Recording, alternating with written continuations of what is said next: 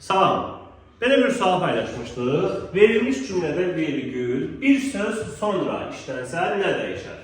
Kim sualla tanış deyilsə, videonu saxlayaraq suala baxsın, cavabını müəyyənləşdirsin, daha sonra keçək bizim izaha və cavaba.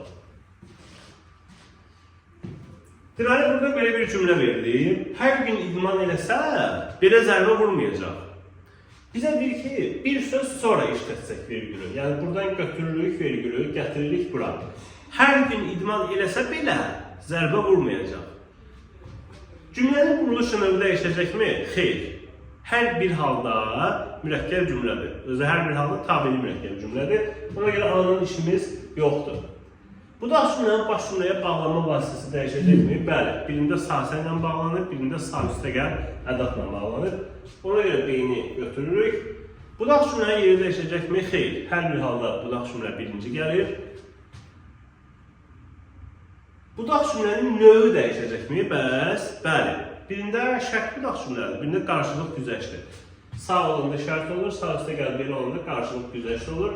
Ona görə deyini götürürük. Budaq cümlədəki əsas nitq hissələrinin sayı dəyişəcəkmi? Baxaq. Baş cümlə, birinci baş cümləyə baxaq. Baş cümlə hansıdır? İkinci. Burada belə sözü əvəzlikdir. Bir dənə əvəzlik geçsə buradan, yəni necə geçsə, vergül bura düşsə, belə düşəcək budaq cümlənin içinə. Bir dənə azalacaq. Belə əvəzlik edik, getdi. Təbii ki, azaldı. Ona görə də biz eyni götürürük. Baş cümlədəki əsas nitq hissələrin sayı dəyişir. Amma budaq cümlədəki əsas nitq hissələrin sayı dəyişmir. Deyə bilərsiniz ki, axı belə gəldi ora. Gəldi, amma ədat olaraq gəldi. Əvəzlik olaraq gəlmədi. Ona görə də əlini götürə bilmirik.